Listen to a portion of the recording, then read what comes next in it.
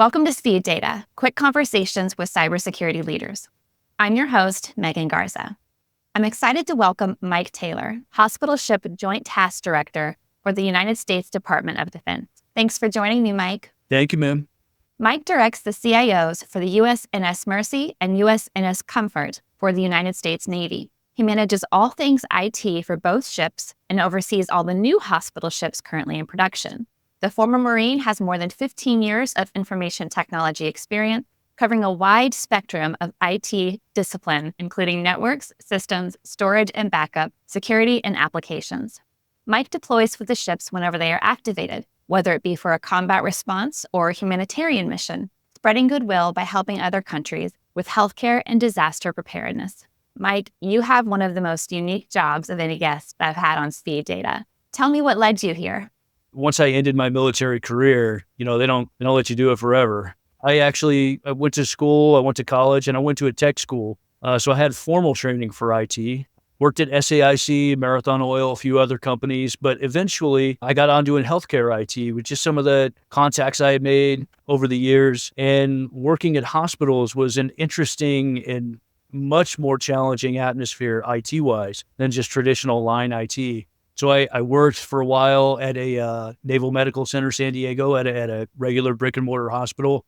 I was fortunate enough to assist and work alongside the team that supported the hospital ship Mercy. So way back in 2012, I was fortunate enough to get asked to join the crew of that ship as a civilian, and just kind of took off from there. I worked on Mercy from 2012 until 21. Took a short break to work at a startup, and then got asked by Military Sealift Command to come back and help out both hospital ships. So it's been an interesting and really fun ride doing deployments with the ship and taking healthcare around the world. And how often do you deploy? And is it difficult living in somewhat of a limbo? The hospital ships are what we call ROS 5, meaning they have 5 days to activate in the event of an emergency or request to activate in support of anything. The COVID mission was a great example. I was the chief information officer for Mercy for our COVID mission to Los Angeles, and they gave us 5 days. Once the president and our governor here in California, Gavin Newsom, requested Mercy support. So we had 5 days to get everything we needed, Band-Aids, everything you could imagine, the right people, the right specialties, everything that a hospital needs, and then get underway. Just going up to Los Angeles is one thing, but if you're asked to go somewhere far away, like the Philippines, where they have earthquakes and things like that, it is challenging. It kind of wears on you. You're always, even to this day, I still have alerts set up on my phone for when there's typhoon in the Philippines or somewhere in the South Pacific from being on the ship. The ships normally deploy on an every other year basis. Comfort gets to participate in the humanitarian mission Continuing Promise, where they go down to South America and in our sphere of influence here, take healthcare down there and help people out. And Mercy participates on the opposite years. So Mercy usually goes on the odd years. Comfort will go on the even years. And Mercy does Pacific Partnership, where we head down to the South Pacific and Southeast Asia and do the same. Just basically take America's most wonderful and talented healers downrange to help other people in different parts of the world. It sounds incredibly rewarding. It really is. I've got tons and tons of stories that we don't have enough time for. But, just looking at my past life and then looking at what I've been doing and looking at the difference it makes, not just in the whole geopolitical perspective of, America's helping people, but real people, kids that come onto the ship and get healthcare that's not available in their countries. And then we train their doctors too and everything else. It's just wonderful. And it's unfortunately a story that's not really told a whole lot about what our military does and how we take care of others in conjunction with other agencies. But thank you for giving me the opportunity to talk about it. Absolutely. So then tell me a little bit about your day-to-day responsibilities. On the ships, it's crazy, especially with all the different evolutions that IT has been going through. In fact, both of the ships are evolving as we speak. We're implementing most, if not all, of the facets of Zero Trust this fiscal year, this calendar year. Varonis is a big part of that because we have to make sure that we stay ahead of any threat actors, any parts of the game. But inherent to staying ahead is also your daily IT stuff, checking your network, looking at the health of your file shares, what's on those file shares, is there anything malicious? How are we protecting our network? The basic stuff, network access control and all that. So every day it's, the teams aboard both ships, really, really talented, really, really great teams. I'm very fortunate. My job is easy because the guys on the ships are really dedicated and talented guys.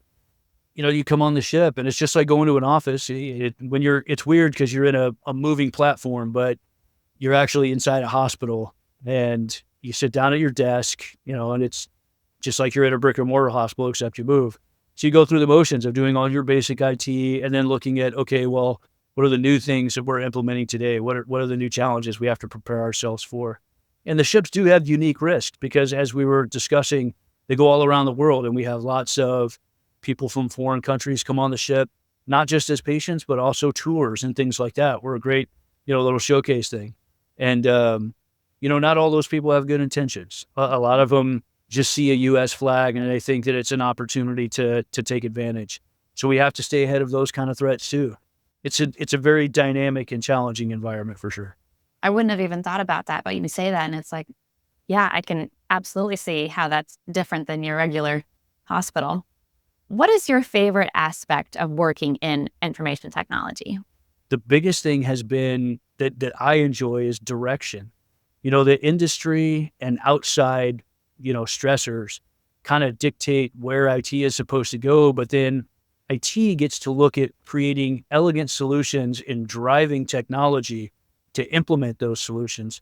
So being a driver of technology is always fun. You go to these trade shows and things like that, and you see all this new tech and everything else that's been developed.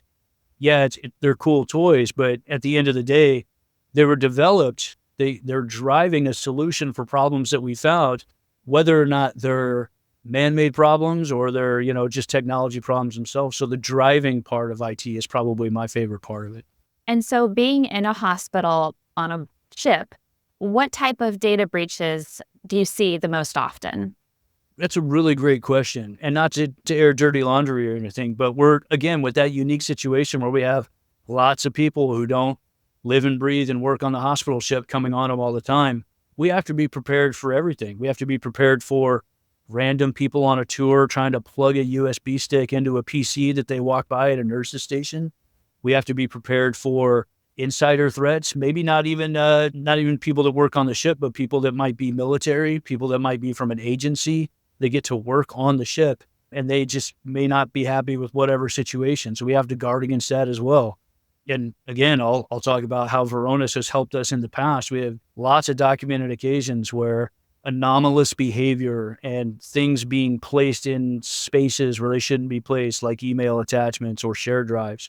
It's helped us to stay ahead of some of those threats. It's a daily challenge, but leveraging intelligence, leveraging tools, we're able to take our small little teams on the ships and make sure that they're always ready for anything that comes our way. And I would think working in healthcare information technology is even more stressful because literally it could be the difference between life and death. Somebody gets in there and they change the patient's records, or if they get in there and they modify, medication, it's literally life or death type of situation. It really is true. And I'll lean back again on how wonderful the teams that I have on the ships are, because they take that mission and they take that responsibility to heart. They know that something that may disrupt a PC in a surgical suite during a procedure could have really, really dire consequences. So it's not just making sure things are patched. It's going to that next level of making sure, well, nothing can even get to this part of my network because I've got everything protected and, nothing's going to disrupt healthcare. Nothing's going to create an additional risk to patient safety, any of those things. And on the hospital ships, it's not just healthcare. It's also things like ship's navigation and all that. Everything's electronic. Everything's digital nowadays. So any disruption to the environment also takes away from our civilian mariners' ability to safely drive the ship, keep engineering running up on the bridge. If the PC stops working, that's bad. So, we have to keep all those things going too. That's so fascinating to me. So what do you foresee as the biggest threat or risk to information security on the horizon?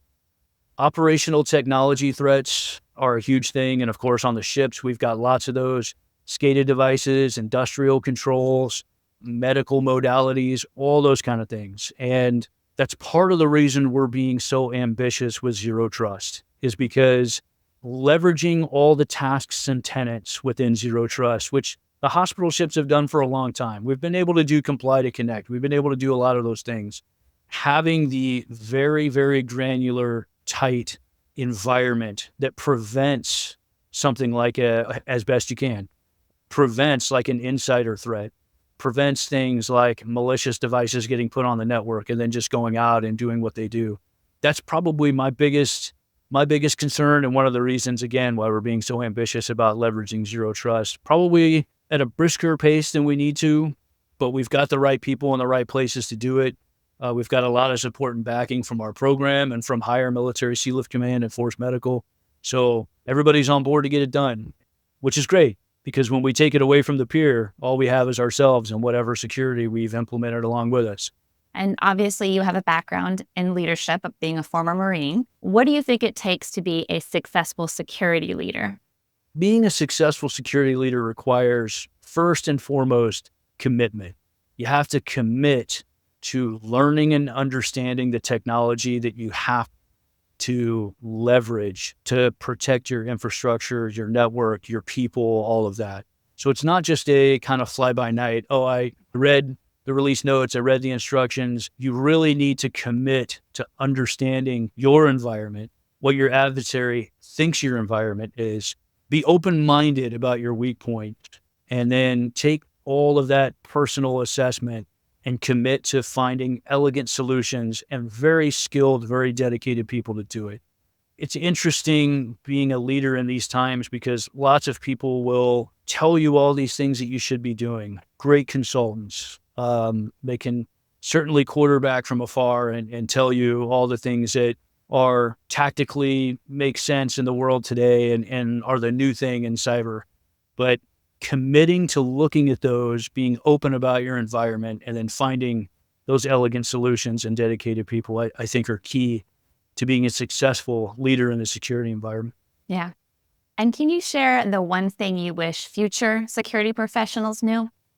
Wow, just one thing. IT has come so far. I mean, I'm dating myself. I took typing in high school and stuff, and we look at just the ultra fast pace that technology changes. And now with AI and everything else, machine learning was great because it helped us to kind of find interesting ways to make technology work better. But now with AI, we really need to sit back and focus on what do we want it to do for us? How do we want AI to integrate with our systems, enhance our systems, help us with decision-making based upon what it's finding. And if I was to say there's any one thing that I would ask security pros to look at where we've come from and look at what we have and where we're going. Look at the breadth of how time has progressed within IT, because the old school fundamentals still apply. Typing still applies, whether it's on a typewriter or a keyboard. But if you look at where we've been and look at the solutions we've had to make in the past, and then look at these new and frankly, sometimes a little scary technologies that we've got on the horizon, don't forget where we've come from and how dedicated we've been in finding really good ways to implement this tech. And let's find the right way, the good way to implement future tech as well. Yeah, that's a great point. Well, I appreciate your time today, Mike. It was fascinating to get a behind-the-scenes glance of working in IT for the United States Navy. Thank you for joining me on Speed Data. Thank you so much for having me. It's been great.